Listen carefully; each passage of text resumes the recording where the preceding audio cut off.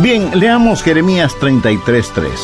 Clama a mí y yo te responderé, y te enseñaré cosas grandes y ocultas que tú no sabes.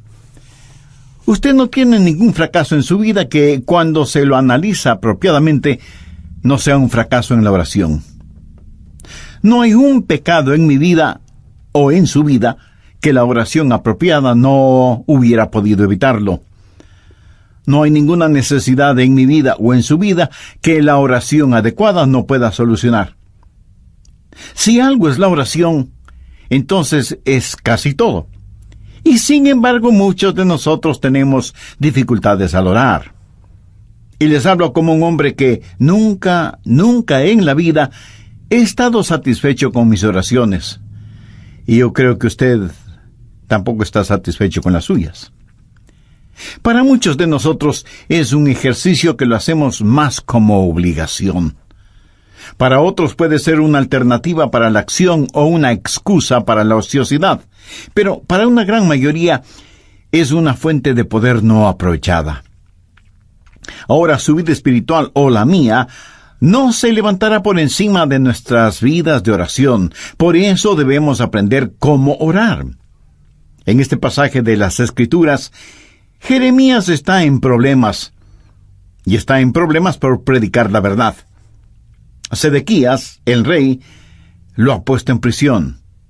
Y ahí en la prisión, Dios misericordiosamente le habla y le invita a orar. Y este es el trasfondo de Jeremías 33:3, donde Dios dice: clama a mí, y yo te responderé. Quiero que note conmigo la orden o mandamiento que Dios dio. No dijo el pedido o la invitación, sino el mandamiento que Dios dio. Le ordenó a Jeremías que orara. Le dijo: clama a mí. Jesús dijo que los hombres deben orar siempre. Y el apóstol Pablo dijo que debemos orar sin cesar.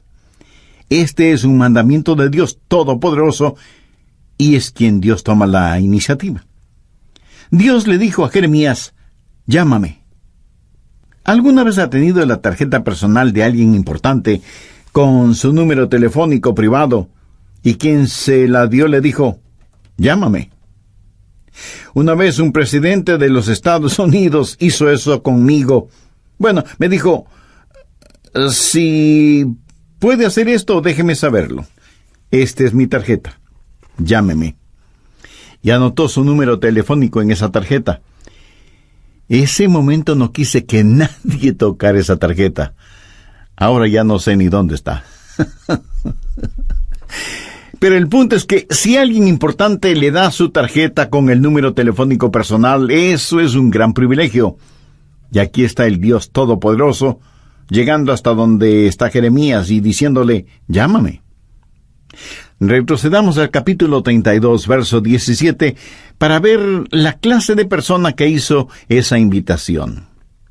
Jeremías dice: oh Señor Jehová, he aquí que tú hiciste el cielo y la tierra con tu poder y con tu brazo extendido. No hay nada que sea difícil para ti. Que haces misericordia a millares y castigas la maldad de los padres en sus hijos después de ellos. Dios grande, poderoso, Jehová de los ejércitos es su nombre. Mi amigo, ese Dios es quien dijo: llámame.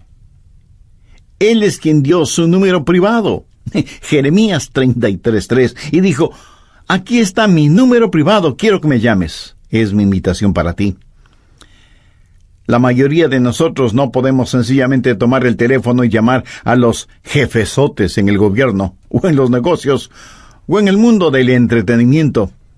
Pero escúcheme, no hay ni uno solo de ustedes que me están oyendo que no puedan hacer contacto con el cielo. Frente a determinadas situaciones, nunca diga que no hay nada que usted pueda hacer, porque sí puede orar. Y la oración no es algo que solo usted puede hacer, es algo que todos podemos hacer. Y porque Dios nos ha pedido que oremos, y porque Dios nos ha invitado a que oremos, y porque Dios nos ha ordenado que oremos, el dejar de orar es un pecado, pero también es una invitación. Y el dejar de orar es un insulto, y también es un privilegio, y el dejar de orar es una necedad, y también es una oportunidad, y el dejar de orar es una tragedia. Y cuando no oramos, pecamos contra Dios, le insultamos a Dios, nos negamos nosotros mismos ese privilegio y entramos en una tragedia colosal y, sin embargo, fracasamos en orar. Deseo compartir con usted 10 pequeñas lecciones que he aprendido acerca de la oración. No voy a profundizar en ninguna de ellas porque las comparto con usted como quien está también aprendiendo, no como una persona erudita o graduada en la escuela de la oración. Primero, haga un hábito de la oración. Los hábitos se forman al comenzar una y otra vez aquello en lo que fracasa día a día hasta que la oración se vuelve un hábito. Segundo, elija un tiempo y un lugar para orar. Ahora, no deje de orar a cualquier hora y en cualquier lugar, pero designe una hora específica y un lugar determinado para orar. Tercero, haga de ese tiempo y lugar lo más óptimo para usted. No lea la biografía de alguien quien oraba a una hora determinada por la mañana o por la noche para tratar de imitarlo. Encuentre el tiempo cuando su mente esté alerta, cuando su atención es fuerte. Para algunos de ustedes, eso puede ser después de despertarse. Para otros será después de la primera tacita de café. Para otros será después de que los hijos se han ido a la escuela. Pero lo importante es que usted encuentre el mejor tiempo, porque no hay nada mágico acerca de determinada hora. Cuarto, cuando vaya a orar, equípese. ¿Qué quiero decir con esto? Sencillamente que tenga su Biblia, un cuaderno para notas, lápiz o bolígrafo o esfero, o como usted lo llame, y su material devocional. Para mí sería casi inimaginable el tratar de tener mi tiempo de oración sin mi Biblia y un cuaderno de notas. Yo espero que Dios me diga algo. Y si Dios me dice algo, quiero estar listo para anotarlo. Y aunque ya lo he dicho antes, lo voy a repetir ahora. La más débil de las tintas es mejor que la mejor memoria. Quinto, comience su oración leyendo la palabra de Dios. No ore primero para después leer la Biblia. Lea la palabra de Dios y después ore. Lo que Dios tenga que decirle a usted es más importante que lo que usted tenga que decirle a Dios, y su oración será mejor nutrida, avivada, entusiasmada, instruida y guiada cuando usted se hunde en la palabra de Dios. Sexto, aprenda a orar durante todo el día. En 1 Tesalonicenses 5:17 leemos: orad sin cesar. Una de las cosas que me ha bendecido al leer la vida de Dwight L. Moody, quien fuera el Billy Graham de su tiempo, es lo siguiente, dicho por su biógrafo: nunca hizo oraciones largas, pero nunca pasó demasiado tiempo sin orar. ¿No es eso extraordinario? Nunca pasó demasiado tiempo sin orar. La oración fue para Moody un estilo de vida, y cuando algún asunto surgía, él oraba por eso. Yo tengo el hábito de orar por otros pastores cuando leo los boletines de sus iglesias. Oro por las iglesias cuando paso frente a ellas. Oro por las personas a quienes escribo cartas. Y aún mi correspondencia oficial es, para mí, motivo de oración. Leo el periódico buscando oportunidades para orar, no solo por las personas que han sufrido alguna tragedia, sino por aquellos que ocasionaron la tragedia. Y a medida que lee su Biblia, pregunte: Señor, ¿qué significa eso? Explícamelo. Hable con Dios. El otro día yo estuve en mi automóvil y le decía al Señor que le amaba, y comentaba con él una hermosa puesta de sol. Estoy seguro que a Él le agrada el que sus hijos aprecien las cosas hermosas que Él ha creado y que se lo digan. Séptimo, mantenga un registro de sus pedidos de oración y de las oraciones contestadas. Yo no hago esto tan bien como otras personas lo hacen. Tengo un cuaderno y escribo necesidades de oración y pedidos por los que he orado. El otro día estuve revisando uno de esos cuadernos de hace 10 o 15 años atrás, Y fue una bendición increíble el ver cuántas oraciones Dios ha contestado, por algunas de las cuales ni siquiera le había agradecido. Amigo, aumentará su fe si mantiene un registro de sus oraciones, lo que solicita, lo que recibe y cuando lo recibe. Octavo, cuando ora, póngase la armadura de Dios. No faltará quien me pregunte, pastor, pero si voy a orar, ¿para qué necesito ninguna armadura? Porque, mi amigo, la oración es una verdadera batalla. Aunque usted no lo crea, toda la artillería del infierno estará en su contra cuando ora. Quiero decir, justo cuando usted va a comenzar a orar, el perro comienza a ladrar, el bebé llora fuertemente, el teléfono suena, alguien llama a la puerta, los niños empiezan a pelear, algo se quema en la cocina y mil y una cosas más, y usted siente que tiene sueño y su mente comienza a divagar, etcétera, etcétera. ¿Necesita o no ponerse la armadura de Dios cuando va a orar? Definitivamente que sí. Noveno, si usted está solo o sola, ore en voz alta. Hay algo muy especial en orar en voz alta, vocalizando su oración. Por lo menos le ayuda a su mente a no divagar. Si está en un sitio en donde no moleste la privacidad de nadie, ore en voz alta. Ahora, no creo que es una buena idea el orar en voz alta cuando está en medio de una multitud. Alguien pudiera pensar que usted ha perdido un tornillo en la cabeza y pudiera terminar en el manicomio. Ahora, si su mente es como la mía, querrá hacer cualquier otra cosa cuando usted comienza a orar. ¿No ha notado cuán difícil es permanecer enfocado cuando empieza a orar? Y es justo cuando comienza a orar que su mente empieza a pensar, bueno, necesito hacer esto y aquello y lo demás allá. Bueno, tengo un secreto que lo leí en alguna parte, lo puse en práctica y da maravillosos resultados, ya se lo diré. Décimo, si la cosa que distrae su atención de la oración es tan importante y está en su mente, ore por eso. ¿Sabe de lo que estoy hablando? Si, por ejemplo, estoy orando por los enfermos y el Señor me dice, Adrián, tienes que preparar un mensaje, dejo de orar por los enfermos y ese mismo instante oro por el mensaje. Hecho eso, puedo concentrarme en aquello que está en mi mente y que es el punto central de mi oración. Evidentemente, eso es lo que está en mi subconsciente y por lo cual quiero orar. En Mateo 21:22, el Señor Jesucristo dijo, y todo lo que pidiereis en oración, creyendo, lo recibiréis. Pero quiero que vea una segunda cosa. He hablado del mandamiento de orar. En Jeremías 33:3, Dios dice, clama a mí. Ahora, con el mandato quiero que note la confianza y la seguridad que viene con esa orden. Clama a mí, y yo te responderé. Ahora, ¿es esa la verdad o no lo es? Es la verdad. El Dios Todopoderoso ha dicho, y yo te responderé.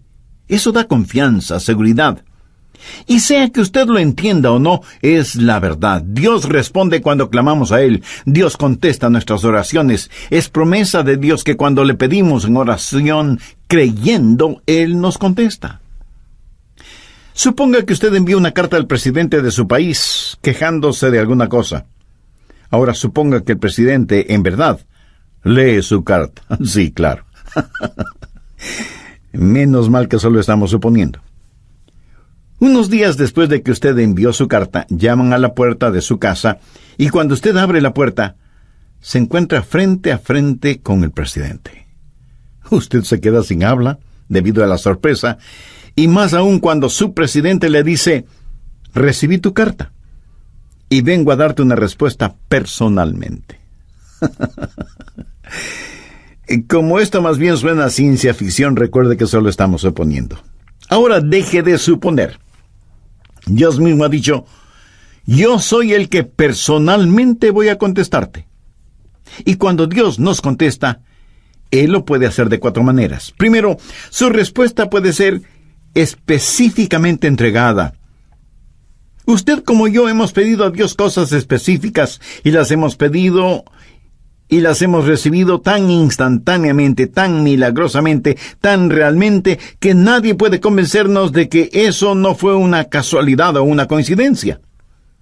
Creo que todos oramos en forma general, pero aquellos que hemos caminado este sendero por largo tiempo, hemos orado y hemos recibido respuesta específica e inmediata. Segundo, a veces la respuesta puede ser estratégicamente demorada. O sea, Dios no siempre contesta en forma inmediata. Eso no significa que no vaya a contestar. Dice la palabra de Dios en Isaías 30:18, por tanto Jehová esperará para tener piedad de vosotros. Y con Dios, el momento apropiado es más importante que el tiempo. Por lo tanto, su respuesta puede ser estratégicamente demorada. Tercero, su respuesta puede ser significativamente diferente. Usted puede pedir a Dios algo y Él le dará algo mucho mejor. El apóstol Pablo en 2 de Corintios capítulo 12 dice que tenía un aguijón en la carne y le había pedido a Dios que lo removiera, que le quitara ese aguijón, pero Dios no lo hizo. Sin embargo, Dios contestó la oración de Pablo, no dándole lo que el apóstol le pedía, sino otorgándole algo mucho mejor de lo que había pedido. ¿Qué pudo ser mejor que quitarle el aguijón en la carne? Una sobreabundante gracia. Pablo, escribiendo a los hermanos en Corinto, les dijo, pues que hemos de pedir como conviene, no lo sabemos, pero el Espíritu mismo intercede por nosotros con gemidos indecibles. Cuarto, la respuesta puede ser soberanamente negada. Usted puede pedir algo a Dios y Él le dirá, no voy a contestar tus oraciones, no porque tu corazón esté equivocado, sino porque estás pidiendo por algo equivocado. Y Dios le ama demasiado como para darle algo que puede hacerle daño. Dios le ama de tal manera que este mismo momento está abriendo la oportunidad para que usted, si aún no es un creyente, haga una decisión por Jesucristo ahora mismo. Usted, amigo, pudiera ser un importante ejecutivo. Usted, amiga, pudiera ser una hábil empresaria. No importa quién sea usted o dónde esté. Si no tiene la seguridad de su salvación eterna, no necesita ser un científico para saber que su condenación será eterna, independientemente de lo que usted crea al respecto. En el programa anterior compartí con usted 10 pequeñas lecciones que he aprendido acerca de la oración. Primero, hay que hacer un hábito de la oración. Segundo, hay que elegir un tiempo y un lugar para orar. Tercero, hay que saber optimizar ese tiempo. Cuarto, hay que equiparse para ir a orar. Quinto, hay que leer la palabra de Dios antes de orar. Sexto, hay que saber orar durante todo el día. Séptimo, es bueno mantener un registro de oraciones pedidas y contestadas. Octavo, para orar hay que ponerse la armadura de Dios. Noveno, si usted está solo o sola, ore en voz alta. Y décimo, si lo que le distrae de la oración es importante, ore por eso. También vimos que cuando Dios contesta, lo puede hacer de 4 maneras.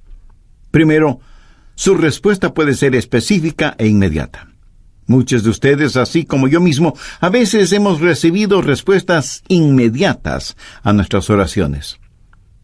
Segundo, su respuesta puede ser estratégicamente demorada. Dios no siempre contesta en forma inmediata. Su respuesta puede demorar, pero siempre será en nuestro beneficio. Para Dios, el momento apropiado es más importante que el tiempo. Tercero, su respuesta puede ser significativamente diferente. Dios le puede dar algo totalmente diferente de lo que usted pidió, pero siempre será algo mucho mejor de lo que fue su pedido. Cuarto, su respuesta puede ser una negativa soberana. Cuando Dios no contesta su petición, no es porque necesariamente haya pecado en su vida, sino porque su petición está equivocada. Y Dios jamás le dará algo que pueda dañarle, no importa con cuánta intensidad se lo pida.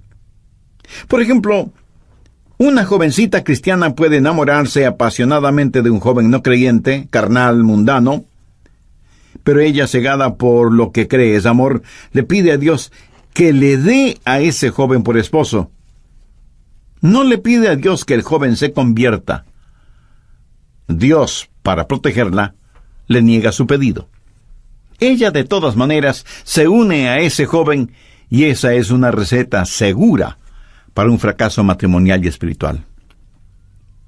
Yo creo que todos nosotros agradecemos a Dios por las oraciones contestadas, aunque debo admitir que muchas personas ni siquiera le agradecen a Dios por haberles contestado positivamente.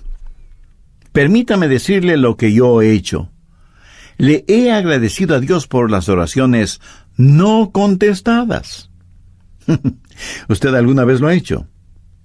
Ruth Graham, la esposa de Billy Graham, alguna vez dijo: le agradezco a Dios por las oraciones no contestadas.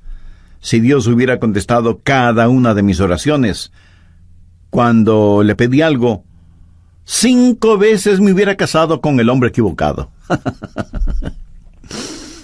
Y siempre estamos orando, pidiendo cosas. Señor, esto es lo que quiero. Señor, ¿puedes hacer esto por mí? Y Dios dice: no sabes lo que estás pidiendo. Y pienso en algunos personajes bíblicos que pidieron a Dios que les quitara la vida cuando se vieron frente a dificultades. Moisés fue uno de ellos. Elías también le pidió a Dios que le matara. Y Jonás hizo la misma petición. Nosotros estaríamos ya hecho polvo si Dios contestara todas nuestras peticiones. Clama a mí y yo te responderé. Y la respuesta de Dios puede ser sí, no, te daré algo mejor o espera.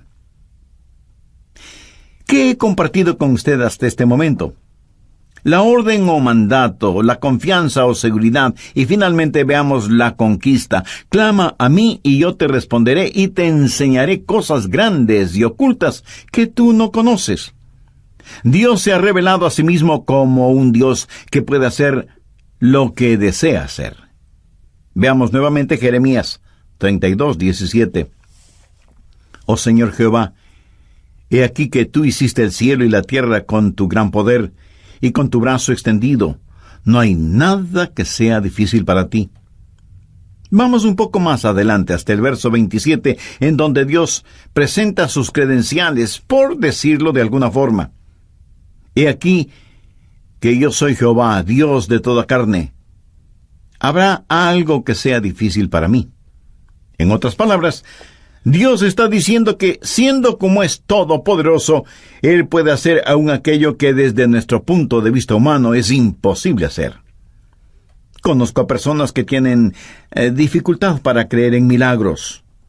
Los científicos, por lo general, y con las debidas excepciones, se identifican como ateos o, a lo sumo, agnósticos. Y pregunto, ¿cómo nadie puede tener dificultad con los milagros si cree en la creación? Si usted puede aceptar Génesis 1:1, de ahí en adelante, todo es más sencillo de creer. La gente habla mucho de las leyes de la naturaleza, y realmente no saben de lo que están hablando porque no existe tal cosa como leyes de la naturaleza. Lo que sí existe son las leyes de Dios que la naturaleza obedece. Dios no obedece las leyes de la naturaleza, es la naturaleza la que obedece y con exactitud las leyes de Dios. De paso, bien vale la pena mencionar que la naturaleza obedece mejor las leyes de Dios que los humanos, aunque somos los humanos los que nos hemos puesto la etiqueta de ser inteligentes. Dios lo creó todo, y lo creó como quiso crearlo. Jamás piense que Dios tuvo necesidad de nombrar varios comités de ángeles, serafines y querubines para que le asesoren en cómo debía crearlo todo. Si tal hubiera sido el caso, a lo mejor nada existiría, porque usted sabe cómo marchan las cosas cuando están de por medio los famosos comités, ¿verdad? Pero no permita que nadie le diga que la época de los milagros ya pasó. En Génesis 18:14 encontramos una muy interesante pregunta. ¿Hay para Dios alguna cosa difícil? Mi amigo, el problema no es con Dios y su habilidad. Anote al margen Mateo 17, los versos del 19 al 21. Viniendo entonces los discípulos a Jesús aparte, dijeron: ¿por qué nosotros no pudimos echarlo fuera? La referencia es que ellos habían tratado de sanar a un joven lunático o poseído por el diablo, pero no habían podido hacerlo. Cuando Jesús intervino, sanó de inmediato al joven. Eso motivó que ellos preguntaran a Jesús: ¿por qué nosotros no pudimos echarlo fuera? Jesús les dijo: por vuestra poca fe. Porque de cierto os digo que si tuviereis fe como un grano de mostaza, diréis a este monte: pásate de aquí y allá, y se pasará, y nada os será imposible. Subraye esa última frase: nada os será imposible. Pero este género se refiere a la posesión demoníaca. No sale sino con oración y ayuno. En otras palabras, Jesús les dijo: la razón por la que mi Padre no les contestó no es porque no tenga la habilidad para hacerlo, sino debido a la incredulidad de ustedes. Porque si tuvieran fe aún del tamaño de un pequeño grano de mostaza, podrían decir a un monte: quítate del camino, y se quitaría. Mi amigo, la más pequeña cantidad de fe es mucho más grande que la más grande dificultad. Dios le dijo a Jeremías: clama a mí, y yo te responderé, y te enseñaré cosas grandes y ocultas que tú no conoces. Yo creo que la idea aquí es algo que usted nunca ha visto, o algo que ni siquiera puede imaginarlo. Y este verso me trae a la memoria Efesios 3, versos 20 y 21, en donde Pablo, pensando en la grandeza del Señor, dice: y aquel que es poderoso para hacer todas las cosas, mucho más abundantemente de lo que le pedimos o entendemos, según el poder que actúa en nosotros, a Él sea gloria en la Iglesia en Cristo Jesús por todas las edades, por los siglos de los siglos. Amén. No hay ninguna oración demasiado difícil como para que Dios no conteste. No hay ningún problema demasiado grande que Dios no pueda resolverlo. No hay persona demasiado perdida como para que Dios no pueda salvarla. No hay promesa demasiado complicada como para que Dios no la cumpla. Clama a mí, y yo te responderé, y te enseñaré cosas grandes y ocultas que tú no conoces. Y si usted me pregunta: si pido a Dios algo que esté fuera de su voluntad, ¿me escuchará? Amigo, debe estar bromeando. Por supuesto que le escuchará, pero no le contestará. Mire lo que dice 1 de Juan 5:14. Y esta es la confianza que tenemos en Él, que si pedimos alguna cosa conforme a su voluntad, Él nos oye. Sabiamente se ha dicho que nada está fuera del alcance de la oración, sino aquello que está fuera de la voluntad de Dios. Ahora, usted no querrá nada que no sea la voluntad de Dios para usted, ¿verdad? Verá, la voluntad de Dios no es algo que tiene que hacer, más bien es algo que quiere hacer. La voluntad de Dios es lo que usted quisiera para usted mismo, si tuviera el suficiente sentido común para quererlo. Dios le ama. Recuerde que la única cosa que está fuera del alcance de la oración es aquello que está fuera de la voluntad de Dios. Pero para Dios no hay problema demasiado grande, ni promesa demasiado difícil, ni personas demasiado perdidas. No hay nada que Dios no pueda hacer. De hecho, al mirar este versículo en Jeremías, clama a mí y yo te responderé, y te enseñaré cosas grandes y ocultas que tú no conoces, está en realidad dentro del contexto de problemas nacionales. ¿Acaso usted no tiene un inquieto sentir acerca de todo lo que está pasando en el mundo de hoy? Dios le está diciendo a Jeremías: mira, Jeremías, todo está bajo control. Ahí está Babilonia. Ahí está el cautiverio. Todas estas cosas van a suceder. En el capítulo 32 de Jeremías, desde el versículo 36, Dios le dice a Jeremías qué es lo que va a pasar, y comienza a hablar acerca de sus planes para Israel, del cautiverio en Babilonia, del regreso a la tierra, del venidero reino de Cristo, y luego le dice a Jeremías que ore. En la oración, nos unimos con Dios en regular las naciones y operar el universo. Y yo realmente no entiendo esto, pero Dios ha dicho lo que va a hacer, y nada de lo que nosotros hagamos podrá detenerlo. Y sin embargo, se nos dice que debemos orar para que venga su reino. Sabemos que un día vendrá, pero se nos dice que debemos orar. Preparando este mensaje acerca de la oración, no pude dejar de pensar qué arma es la oración en tiempos de calamidad nacional, o en tiempos de cualquier clase de calamidad. Varios países del mundo tienen ya cohetes con cabezas nucleares, teledirigidos, y que dan en el blanco con precisión absoluta. Hay cohetes que pueden ser disparados desde la superficie de la Tierra, desde las profundidades del mar, o desde las alturas espaciales. Pueden viajar sin que nadie los detecte, y tan velozmente como el pensamiento, y pueden tener una detonación demorada. Y si al decir lo que voy a decir usted piensa que estoy cambiando de tema, no es así. Solo escúcheme atentamente. ¿Sabía que en Juan 17 Jesús oró por usted y por mí? Veamos el verso 20.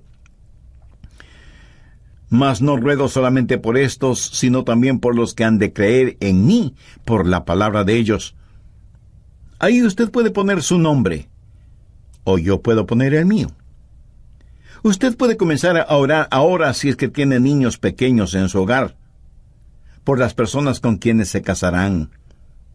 Haga una oración de detonación retardada, sabiendo que dará en el blanco. ¿Sabe qué es lo mejor de todo esto? Que Satanás no tiene ninguna defensa contra nuestros cohetes espirituales. Tampoco existe un cohete contra la oración. Dios dice, clama a mí en tiempo de problemas, en tiempo de calamidades, y yo te escucharé. Amigo, yo no estoy haciendo esa promesa. Es la promesa de Dios en Jeremías 33:3. Clama a mí y yo te responderé y te enseñaré cosas grandes y ocultas que tú no conoces. Cosas que son mucho más abundantemente de lo que pedimos o entendemos. Mi anhelo es que en su corazón usted pueda decir, Señor, enséñame a orar. No, enséñame cómo orar, sino sencillamente, enséñame a orar. Necesitamos orar. Le agradecería que usted ore por mí, para que mi oración pueda ser más estratégica. No quiero ser un hipócrita acerca de la oración y pedirle que haga algo que yo no lo haga. Profundicemos en nuestra vida de oración y agudicemos nuestro enfoque. Vivimos en días tenebrosos y los hijos de Dios necesitamos orar.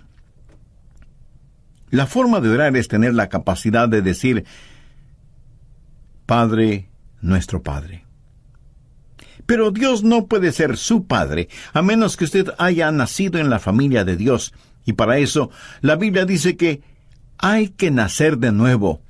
Cuando usted recibe a Jesucristo como su Salvador y Señor, ese momento Él se vuelve su Salvador, su mediador entre el hombre y Dios el Padre. Cuando lo recibe, usted nace en la familia de Dios y puede orar en el nombre de Jesús. El mismo Señor Jesucristo dijo, si algo pidiereis en mi nombre, lo haré.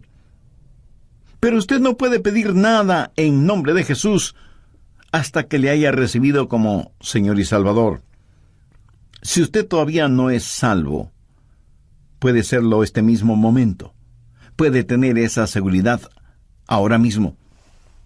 Y si entre quienes me están escuchando hay alguien que no conoce a Cristo en forma personal, donde quiera que usted esté, quien quiera que usted sea, Cristo está esperando su invitación para entrar en su corazón y darle vida eterna. La Biblia dice, cree en el Señor Jesucristo y serás salvo. Crea que Él es el Hijo de Dios que pagó por sus pecados, derramando su preciosa sangre en la cruz del Calvario. Crea que Dios, el Padre, le levantó con poder de entre los muertos. Crea que Él no solo puede salvarle, sino que quiere salvarle si solo confía en Él. Si este mismo instante usted confía sinceramente en Él y le recibe como su Salvador y Señor, sus pecados le serán perdonados inmediatamente. Cristo morará en usted permanentemente y el cielo será su morada eternamente. Si tiene ese deseo y necesidad espiritual, le invito a orar una sencilla oración. Use sus propias palabras. Converse con Dios y dígale: querido Dios, anhelo que esta oración pueda llegar a ti.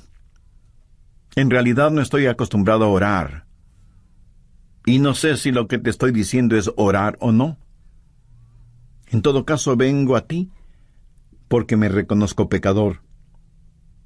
Estoy perdido espiritualmente y necesito perdón y salvación. Sé que mis pecados merecen tu castigo, pero vengo en busca de tu gracia y misericordia. Señor Jesús, gracias por pagar con tu propia vida la culpa de mis pecados. Gracias por perdonarme, por salvarme, por limpiarme, por darme vida nueva y abundante. Ven a mi corazón. Te recibo como mi Salvador, mi Señor, mi Dios, mi guía, mi amigo. Ayúdame a vivir para ti y por ti. Toma el control total de mi vida y ayúdame a nunca avergonzarme de ti. Tú prometiste que lo que pidamos en tu nombre lo harás. Todo esto lo pido en tu santo nombre. Amén.